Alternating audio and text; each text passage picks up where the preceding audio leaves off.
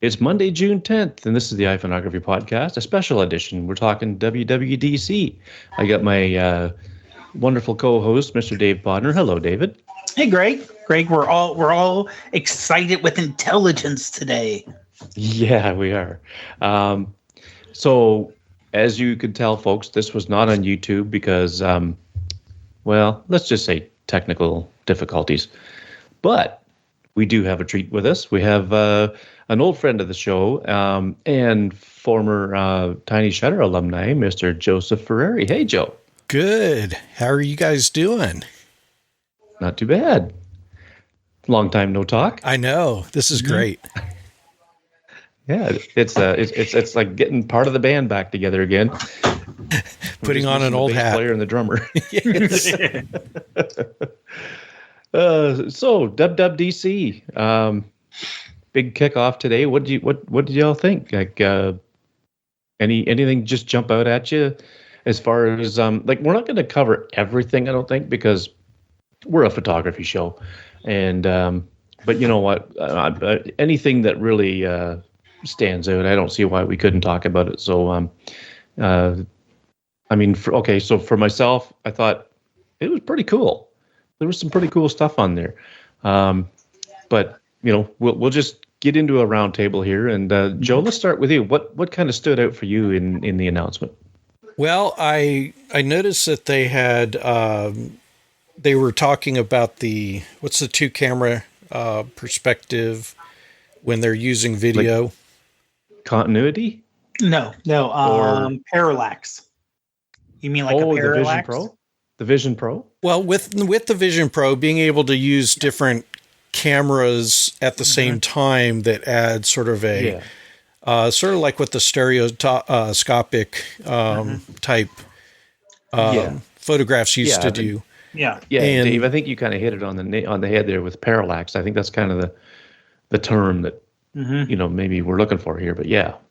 So, you know, of course, we have 2 to 3 cameras on our phone that do different things. And so if they're able to use that, and obviously the cameras do different things, but you can still in the programming be able to crop down and utilize the same type of, I would say, depth of field, or not depth of field, kind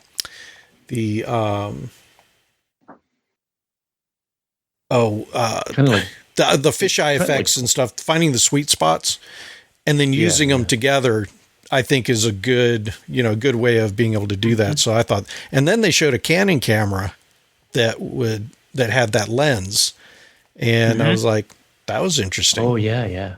Now, the iPhone 15 Pro, it can record that kind of thing for the Vision Pro. I've obviously never done it because I don't have a Vision Pro, nor do I want one. Because I don't want to put a second mortgage on my house just to get something that's going to be heavy on my head and everything else. Right. But I digress. Well, the one thing that I think that was kind of neat was the ability to take an old photo and add that 3D effect inside of the Vision Pro. Yeah. So it's simulated having the spacing of 2 cameras to make a 3D effect after the fact. And I think that's one thing.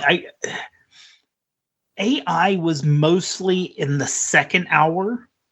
The first hour, they never used the term AI, but there was AI, machine learning all over.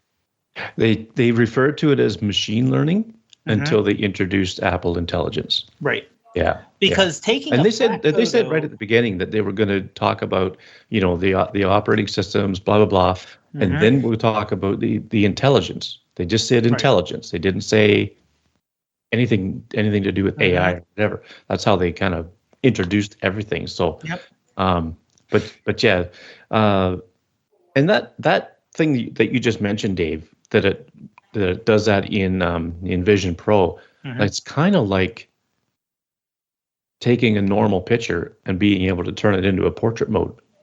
That's kind of what because it's going with the depth and trying to hit different angles of the eye. Yeah. The one thing that blew me away outside of photography was the iPad calculator. for Wasn't the math, that amazing? Remember though, I'm talking about the math, the handwriting of math. That part, That's in yes, calculator. That's what I'm talking. Oh yeah, just the fact that we have a calculator. They even kind of joked at it. It's like calculator. Ooh, it's like, okay, we get it. But the fact that you could write down, you can say, okay, X equals 5. Z equals this, and here's the equation that uses X and Z, and it solves it. And then you can erase the number on top and add a new number, and it recalculates it automatically. And you can do a basic graph as part of it. Yeah. And like for the angle they were showing, it gave you a little scroll bar where you could change the angle and see the output change. That to me is that's mammoth. Being able to say, okay, I'm going to make this change on this end, and here's the change on this end. That getting a fundamental understanding of math and taking it from someone who taught math for adults at university for 10 years, getting that, here's your input, here's your output, you change part A here, this is how it changes here on the output. That's one of the hardest things to get. You know? Yeah, it was pretty impressive. So that was impressive. But that's machine learning because it was reading the screen as you're adding in. But I think you need the Apple Pencil. I don't know if you needed the Apple Pencil, if you could do it with your finger. I don't know. It was iPad too. But yeah, I'm not sure. But, like they were showing, some things were Apple Intelligence only, which you need the iPhone 15 Pros for. Yeah. And an iPad. I would say with photography, people do use their iPad or they use their Mac for photography also. So you need an M1 chip for your non-iPhone. But if you have an iPhone 15, the Apple Intelligence will not work. That's. I'm assuming it's going to be. There's something in the chip that's preventing it. Well, it's going to be pretty, processor intensive, I think. Yeah. And, so they don't want it. Obviously, they don't want it lagging or anything like that. So they're making it, so that it's going to run on the 15 Pro or this. And I would imagine the 16 non-Pro would be able to do it because it'll have the same chip as the 15 Pro this year, most likely. Yeah. If history repeats itself like it usually does for them, but. So I have it installed on my 15 Pro, and it was a real seamless update. Everything works fine. I haven't had a single glitch yet. The thing is the intelligence isn't available yet, so it's the same old dumb Siri, Mark's favorite girlfriend. But I'm looking forward to seeing what it can do when that does become available. It says coming in beta this fall, so that'll be interesting. Yeah. But the Photos app's cool. Yeah, it's a whole new interface. The new Passwords app is there, and I was playing around with the thing where you can change the hue of your icons on the home screen, which is kind of neat. Right now, I've got my icons set for dark mode. I don't know if you guys can see that. I'm set for that. But I know the icons do change now because it is dark mode. So they have are they that noticeable of a difference? Oh yeah. Okay. Yeah, any icon that is like a little picture of something, like, okay, say the Notes app. Mm-hmm. Well, the Notes app is like, it looks like it does when you open Notes in dark mode, the black background. Okay. With the lines in that. Okay. Now, the other thing they mentioned here is that Apple Intelligence, like you said, in beta, and device language set to US English. Yeah. So the intelligence, they're going to, is that additional ones will be going over the next year.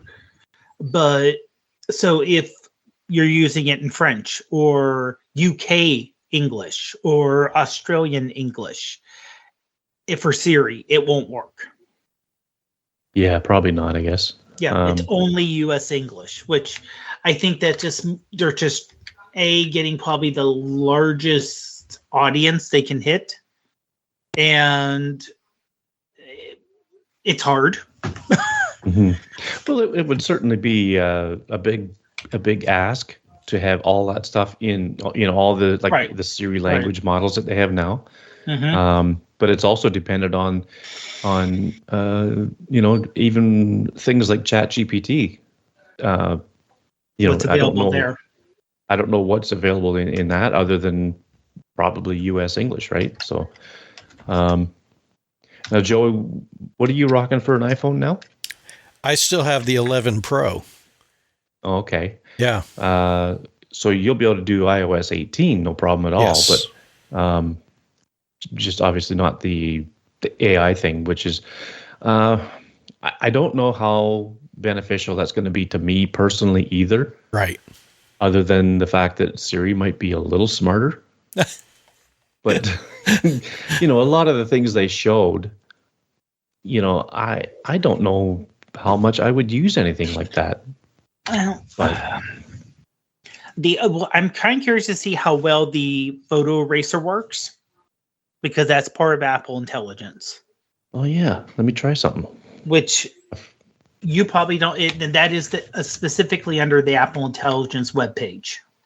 Oh, okay. So that won't be available in Photos. That won't be available in Photos yet. Yeah. So explain what the Sure. photo eraser means. So basically, you'll be able to circle an image in a photo, and it'll remove it and fill in behind it.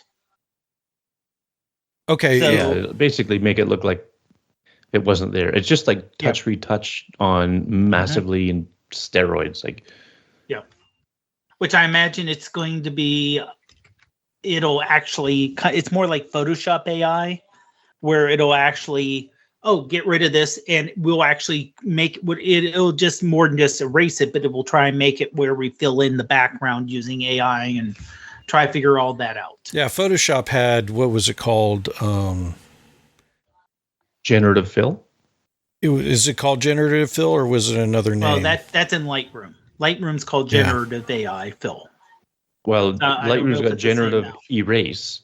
Yeah, right. Photoshop has generative fill, which you can actually expand a picture, with filling it in with what it thinks should be there, type of thing. But I think with Photoshop, you can remove things, obviously, it's got, I guess it uses generative fill too. It was called content aware fill. Yeah. Oh yeah. Yes, that's right. Yeah. Yeah, that's kind of the prelude to generative fill. Yeah. Okay. Mm-hmm. Right. Yeah. Yeah. For me, the AI is not really important. I could probably see it being important in the future, but if we're doing photography, I use my phone for a lot of video and stuff like that. I don't know how much the AI is really going to do what I want it to do. But if people get really creative as it is, and they can go in and do some phenomenal stuff. So if they're able to make it work, great. It may lead towards some innovations that we never thought of. Yeah. Well, one thing I was trying to figure out is the new search for photos part of Apple Intelligence, or is it built into the photos? Because they gave it like an example of, show me a picture of Kaylee with flowers on her face from last summer, as a way to search. Right. That would be a massive. You know what? I have tried doing that because we have a very limited ability to do a search in the photos. So if you were to put a car, about half the time it'll show the photos with a car in it, and then there's a bunch of them that just don't. So I know it struggles. So if we're able to get it to say, hey, there's a red car I'm looking for in a photo, I hope that it just pops right up. That would be a great feature. Mm-hmm.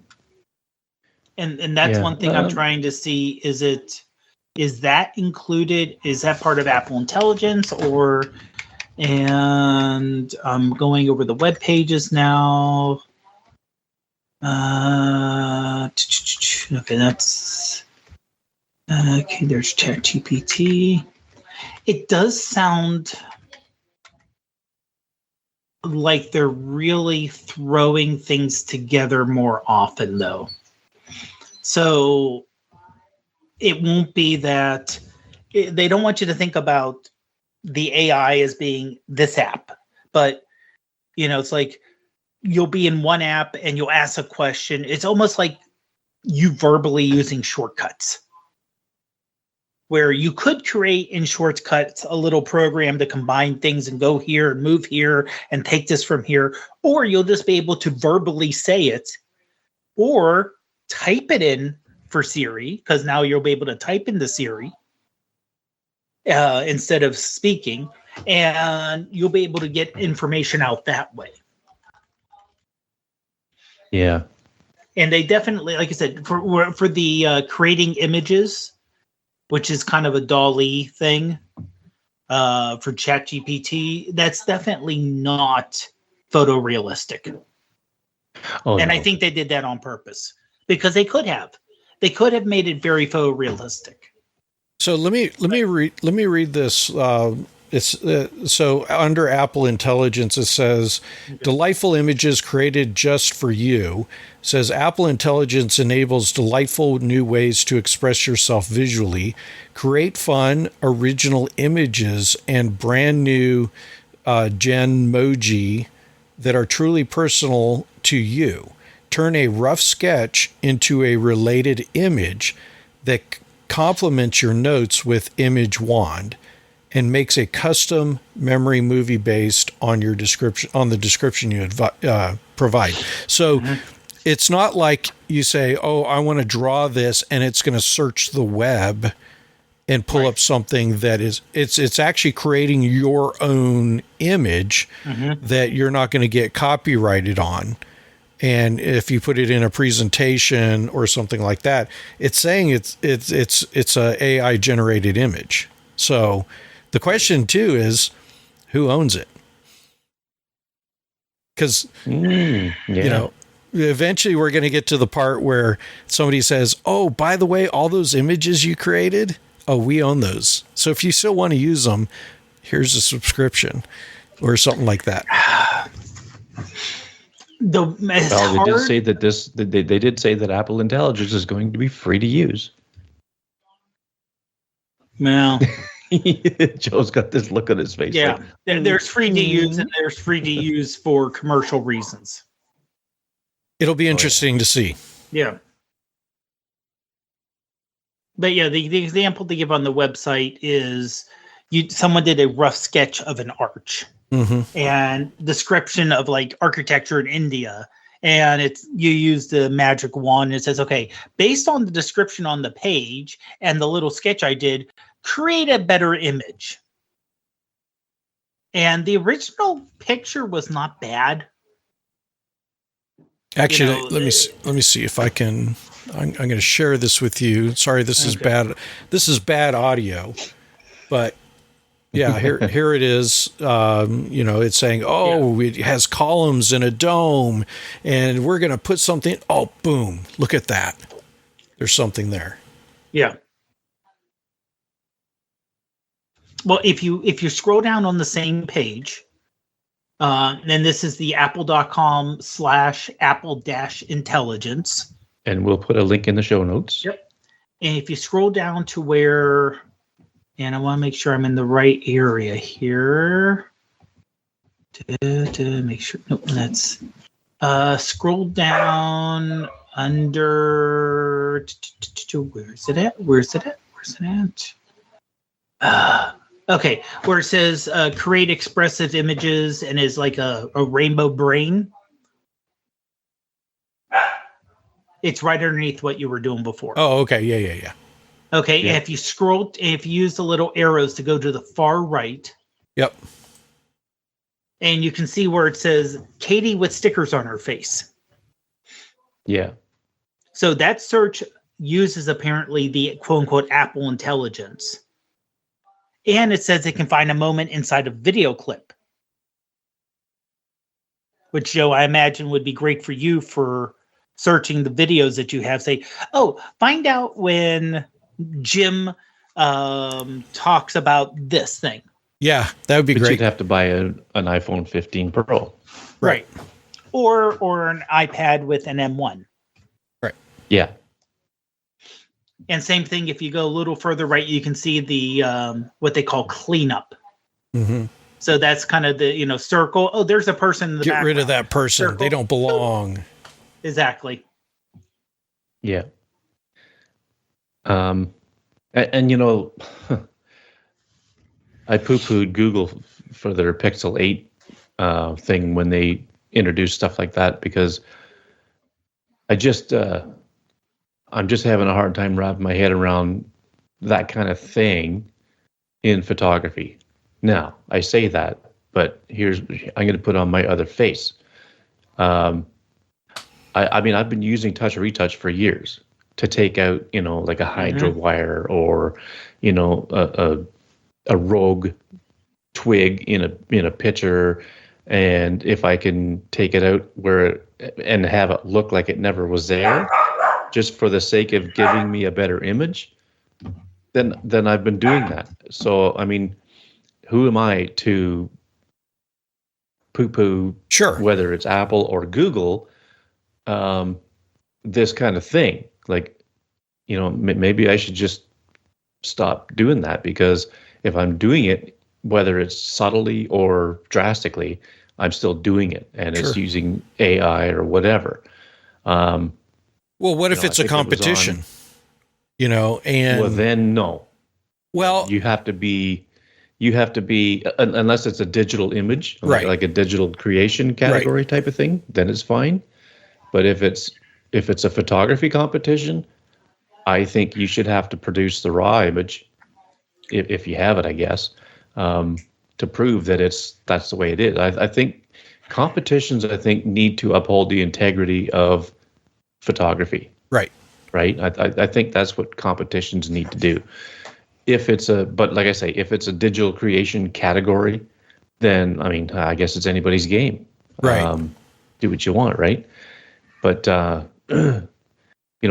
think there is a little bit, like right now.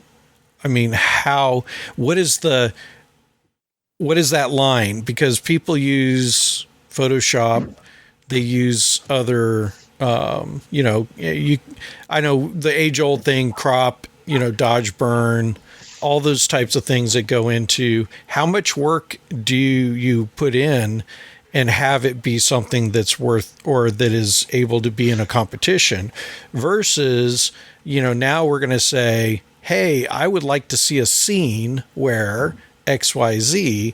And then how do you, it's like, well, like for me, I don't do raw images. I do it strictly JPEG.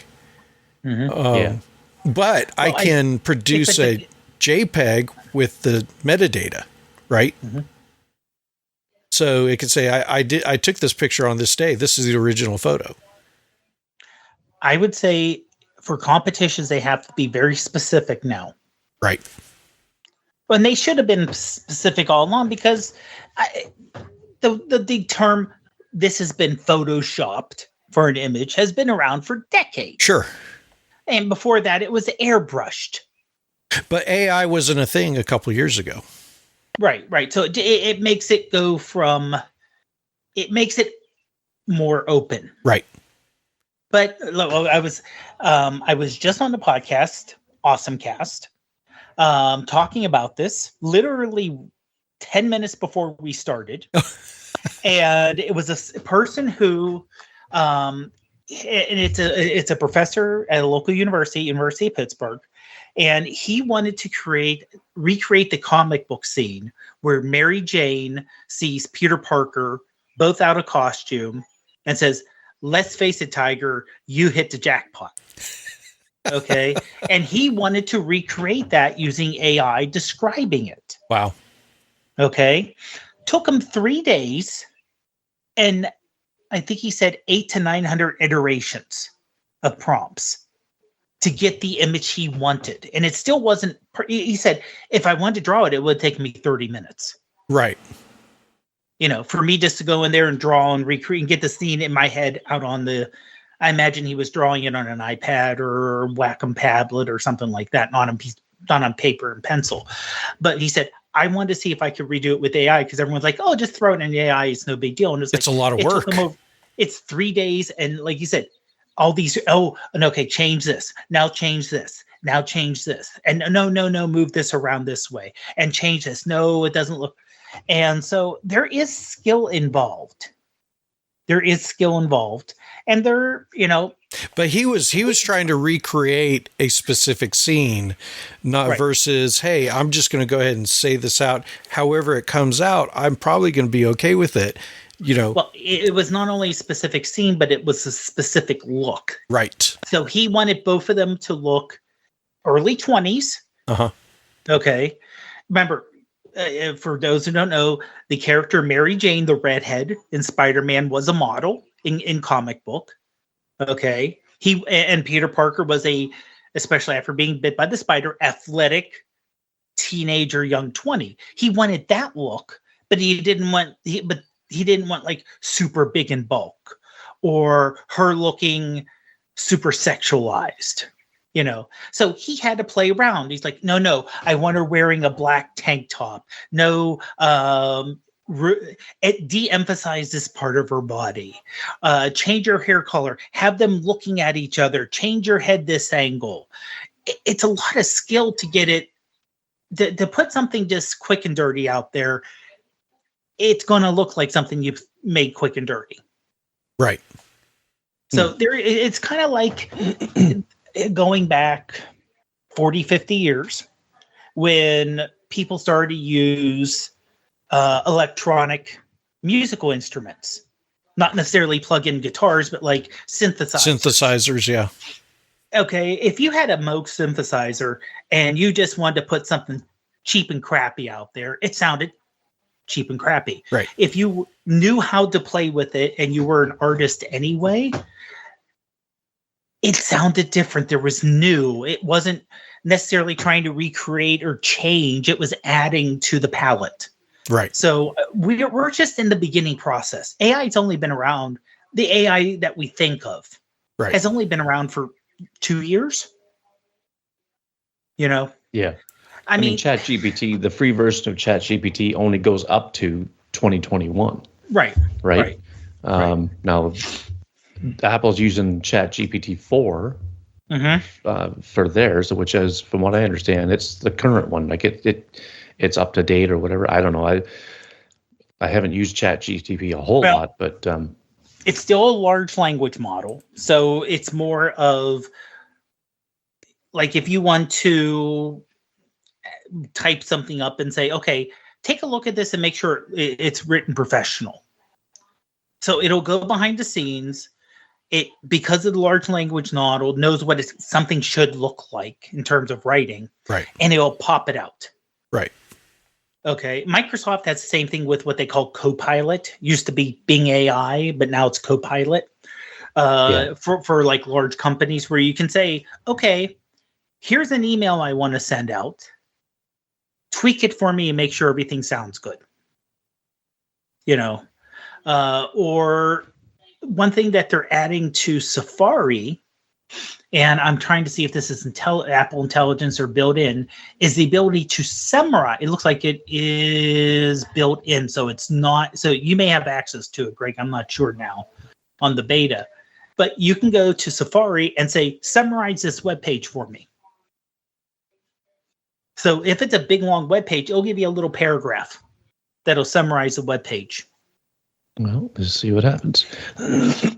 Which to me, you can already do that in ChatGPT by taking a web page, pasting it in there and say, summarize this form. Like if you have an article from 9 to 5 Mac, The Verge, whatever website, and say, here's a very large article. And you're like, summarize this for me in like 3 paragraphs.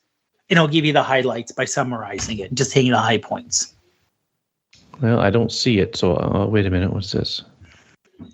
No, that's. Okay, I think if you go on, Are you sure it's not part of the AI? If it's part of the AI no, thing, it's not it coming till fall. doesn't. It's let's see here. Okay, there's a okay. Yeah. It says on Reader.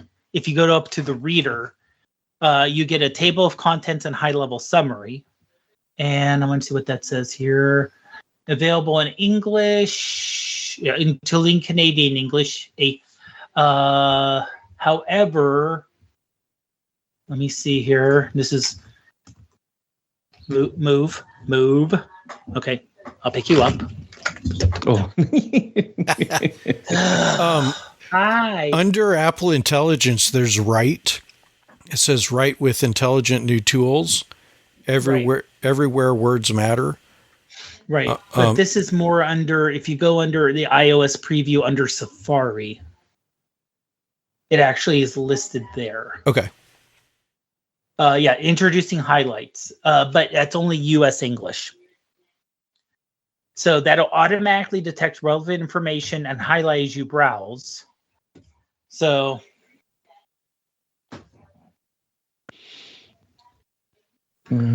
so is this on the iOS 18 preview page itself? it is. It is. Yeah. Okay. Yeah, but there's a little 3 on it.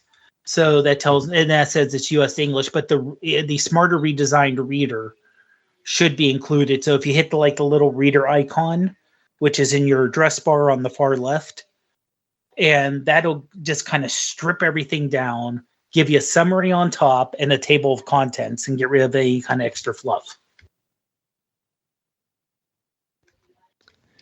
I did notice something for podcasts, and it was the Apple podcasts, is that they're doing transcripts. So ours is transcripted. Yeah, so automatically. I just saw that and I'm like, that's amazing. Now I can go through and find what I'm looking for, hit it, and then it's automatically going to play from that spot. Yeah. Yeah, it's pretty cool. Okay, I am on a blog post. It just happens to be one of my own. To see if I could see how this summarization thing works.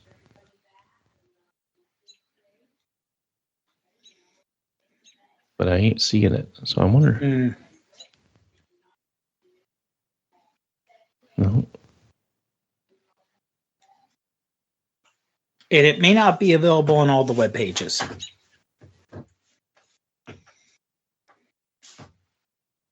Or it may not be rolled out yet since it's still in beta. Yeah, that's weird. What do you guys think of the AirPods in the what's it called? Active noise cancellation and transparency mode. That looks good, and the fact that you can answer Siri with just a nod or a shake. Yeah, that's kind of interesting, eh? And that makes perfect sense, especially the example they gave with someone in an elevator. And it's like, you have an incoming call from blah, blah, blah. Do you want to answer now? Yeah. And you either you don't want to, or it's going to, so you go, just shake your head and it doesn't answer it. Right. And that's like, oh, that's really, okay. Saying a lot, it says many iOS 18 are not available in the first beta. Let's see here. The Mail app, Safari highlights. Okay. That's an AI feature. So the reader, so that's not available yet. So you don't have to look for it, Greg. Oh, okay. It's not in beta 1. Same thing with the iPhone mirroring, where you can basically open up your Mac and say, okay, show me my iPhone and show me what's on it now. And I can drag stuff on and off of it. But you need the Mac OS Sequoia for that too, though. Right. But that's not available yet either. Is the desktop version not on beta for developers? Oh yeah, no, it is. It is just that feature is not available yet, though. Oh, I see. Yeah. I'm actually got an article from 9 to 5 Mac showing the different features which are not included in the beta. Oh, okay. So like Safari Highlights, the RCS, Apple Intelligence won't be there.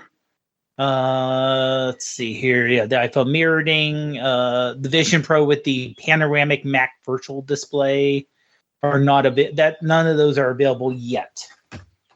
But again, Right, okay. you're on beta 1. Yeah. So there's lots of stuff that's not going to get included. But you know what? As far as a beta goes, Pretty smooth. seamless, very smooth. Not a single thing has given me reason to pause and wonder what the heck did I do this for. So I mean, in messages, okay, so I know one guy for sure who put the beta on his iPhone and his iPad, and he did them before I did. And what's cool is in messages, when you either double tap or long press on a text, like in iMessage, and then you can get that little pop up with the little thumbs up or the little heart and all that stuff. Those are all different colors now.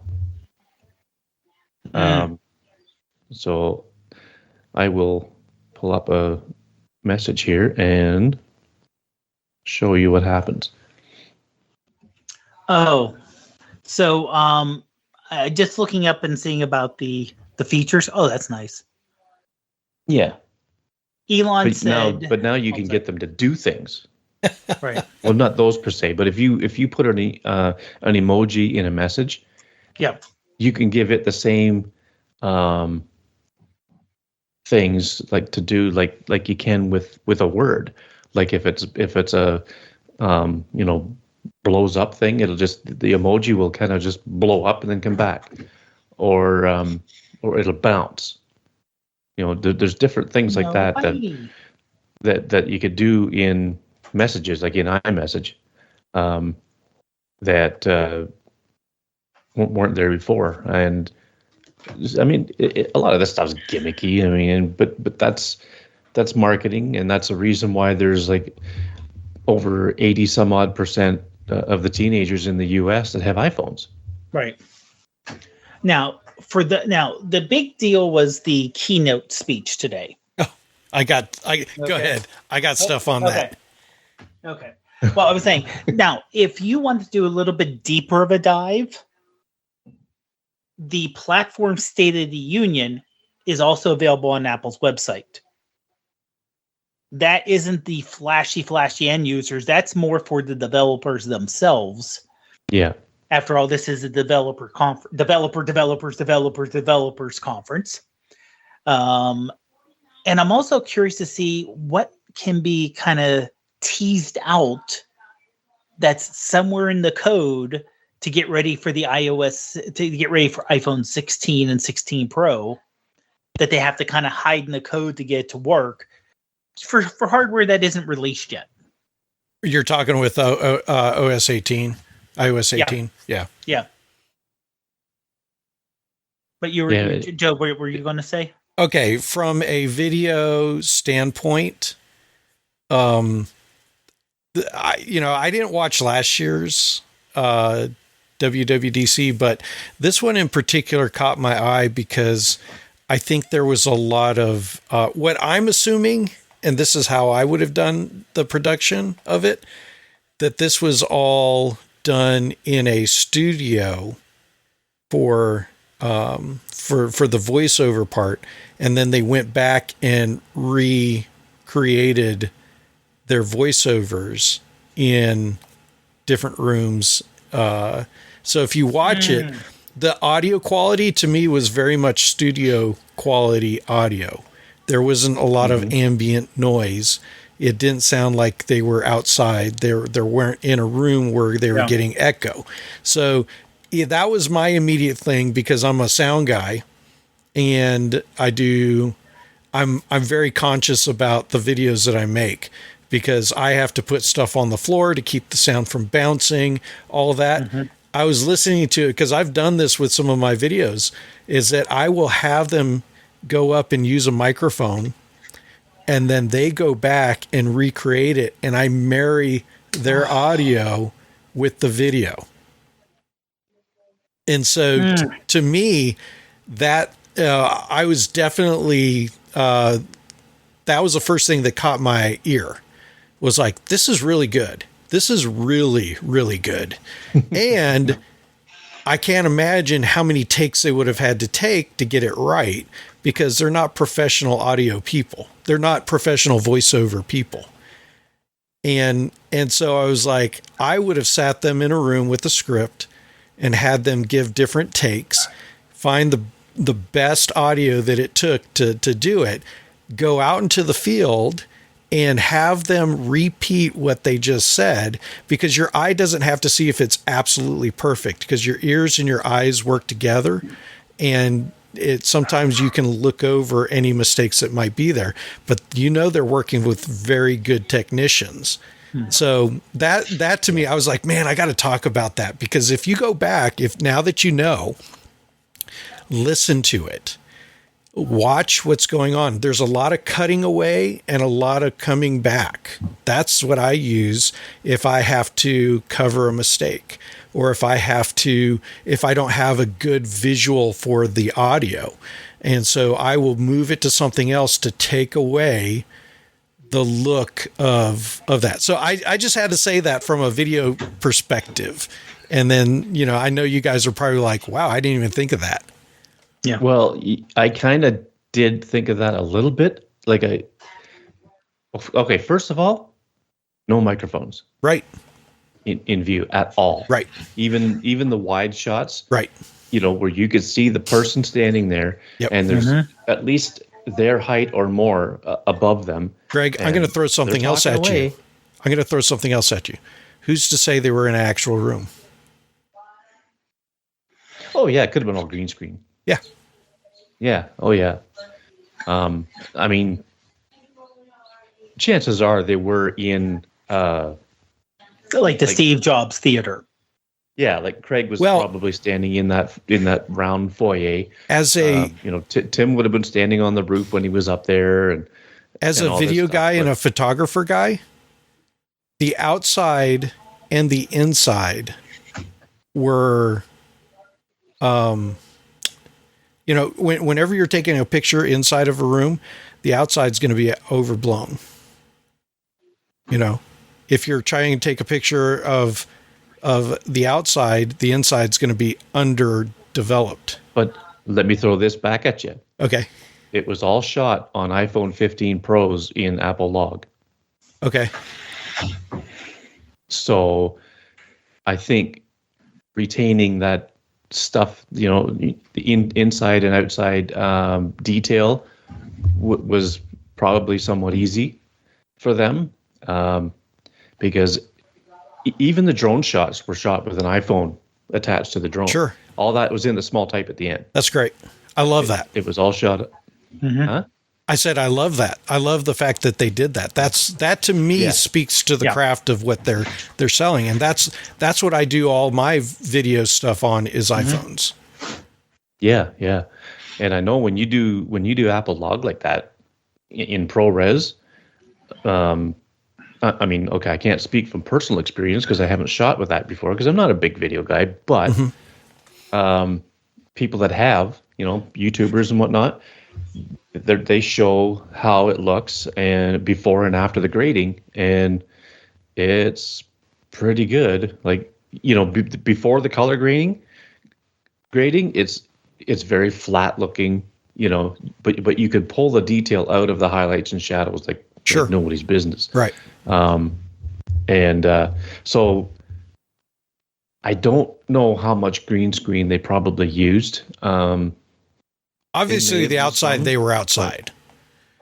Yeah. That was obvious. But yeah, I mean, it's pretty impressive how they do these things. And they started doing this with the iPhone 15 announcement back in last October. That's the first time they claimed anyway that they shot it all on iPhone. Yeah. Because it was the first iPhone that was able to do this, this Apple Log. Yeah. You could shoot in log profiles prior to that in like Filmic Pro and whatnot, but Now, they may have done that in the past. I don't know. They never said, but I'm gonna throw my theory out the window a little bit here, because at the very beginning with Tim Cook, there was a lot of audio of him standing on that roof, a lot, and that's hard to do.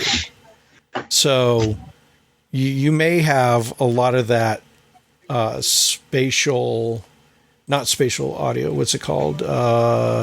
You may have a lot of that active noise cancellation technology being used at that moment. I would be really impressed if he was recording that using earpods. That would have been a testament to the quality of what they're putting out. He wasn't. Right. I understand that. I have the video up. No, I have the video up, and I don't see a microphone on him. He's far away, but still, if he had to rehearse what he had already done in an audio studio, that he did a great job. But that, he's to moving me, around too. right? He isn't like, and I'm sorry, I have issues with heights. Me being on a roof with a bunch of solar panels around me, that's got to be hot. It's got to be hot, and he's just standing there. You can see him kind of slowly swaying from side to side. Yeah. And you know, doing this thing, and it's like, we are so happy we're here. We did it. It's like, okay.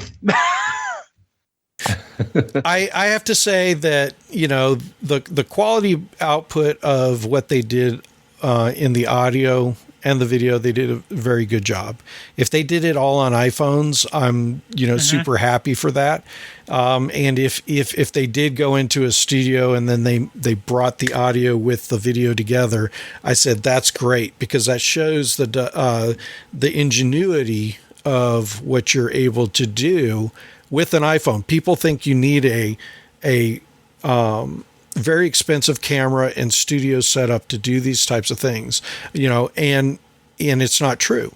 If you are able to understand how to control your environment, if you're able to give somebody a script that is easily replicatable, and you can do these things with just an iPhone, because I've taken a pillow and stuck an iPhone in the pillow and had somebody read the script. Then I took the iPhone and did a video of them doing the same script, and I brought those together to get a good quality audio and visual video put together. And so these are things that you can do. If they did that, bravo. I think they did an awesome job. But I'm curious too, how much of that is that we're speculating is true. Well, they shot it on an iPhone, but you can bet your lunch that they had that iPhone sitting in a rig that probably cost six figures. Oh, sure. Oh, yeah. Absolutely.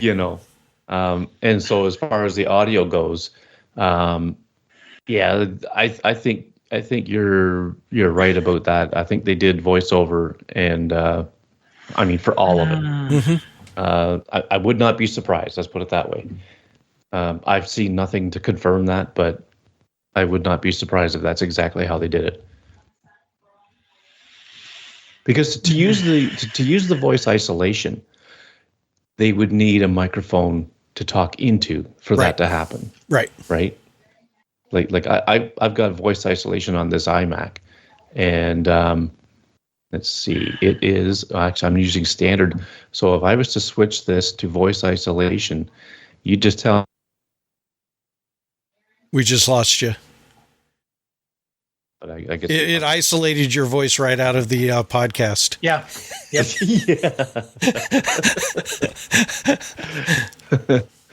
Yeah. But yeah, it's okay. So I did that in Audio Hijack, so maybe I shouldn't have done that. I wonder if it's going to have any effect on it. Yeah, I don't know. You're back. You sound good. So yeah. But did I disappear? You did for a brief couple seconds. Your audio did. Yeah, your audio. Oh, really? Okay, interesting. Because because I'm not going to spend a lot of time editing this. It's going to basically go. Oh no, this works right into what we're talking about, so you're good. Mm-hmm. Yeah, yeah. Yeah, interesting. Another thing that I've been puttering around with here is the fact that the little lock screen icons at the bottom, you can change them. Yes. Nice. So I've kept the flashlight one, but the one that was the camera, I've changed it to my the remote app for the Apple TV. Oh, there you go. So now if I want to just tap and hold that, I can do it here. There we go. The Nice. remote app. Yep. Yeah. Now, I don't see where there's any, well, I mean, obviously there's not ready yet, but I think there's one. I can change that to, if I go to customize and lock screen, now I can shut them right off and have nothing there if I want. Oh. But if I add, so I've taken the remote app out.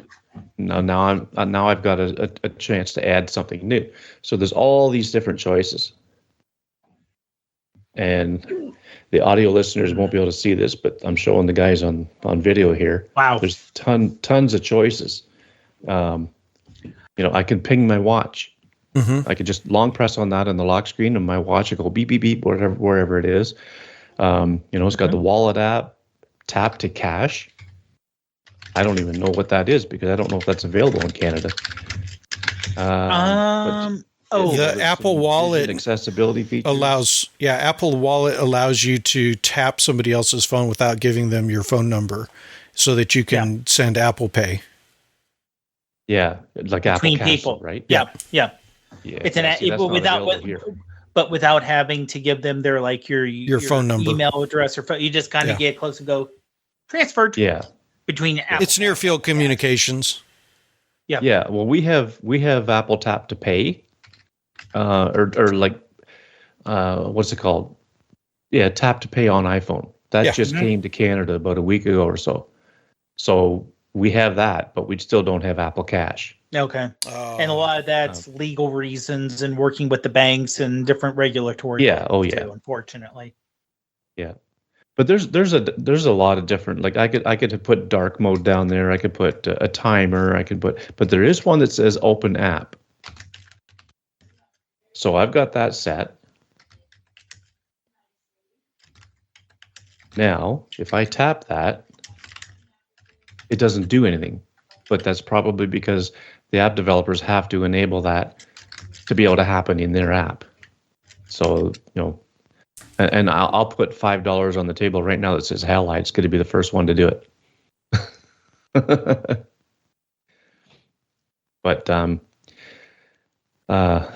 now, as far as other features go here, like I said, I've hardly dove into any of this really, but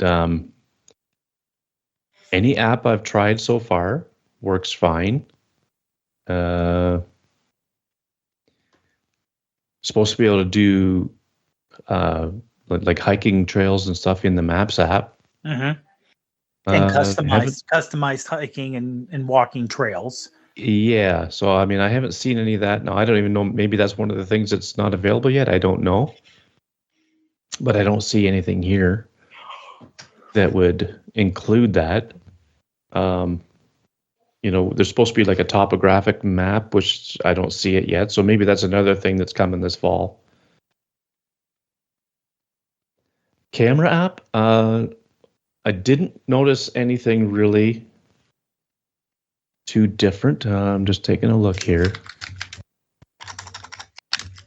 All the advanced feature icons are the same. Yeah, I think it's pretty much the same. It hasn't really changed anything. I mean, the biggest difference that I've seen as far as photography goes is in the Photos app. The way it's laid out. One thing that's really cool is you've got filter options or filters and view options. You can hide the screenshots. You can filter it by favorites, edited photos, just photos, videos. or screenshots. Now, if I hit screenshots, now you can filter that so you don't show screenshots, which would be a great help for us. Yeah. Oh, yeah. Because I use a lot of screenshots, so if I can say don't show them, that would be a great help for me. Yeah.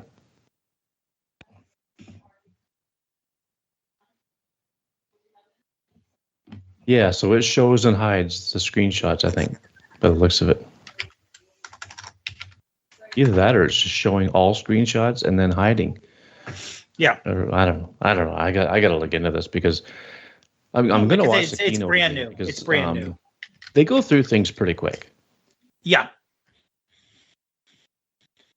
Well, and also they have the screenshots afterwards where they hit stuff on the screenshot they didn't talk about. You know, when they show like, here's the 30 new things. We talked about 2 of them. So. Yeah. And so I just had a moment there where I was doing something on the phone and my headphones from the computer to my phone, and now they're back on the computer, and hopefully we're still recording. It was still recording, but your microphone, go ahead and select your microphone for on Skype.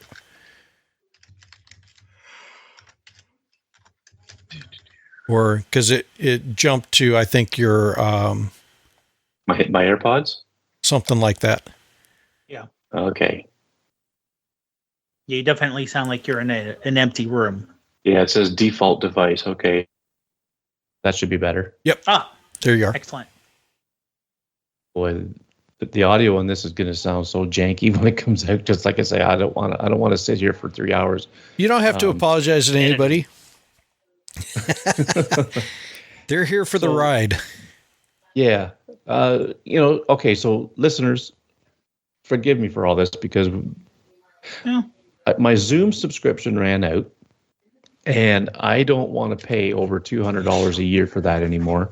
So we're looking at different options here. And right now, the call that we're on is on Skype, and the voice meter on Audio Hijack isn't doing anything, whereas before it was.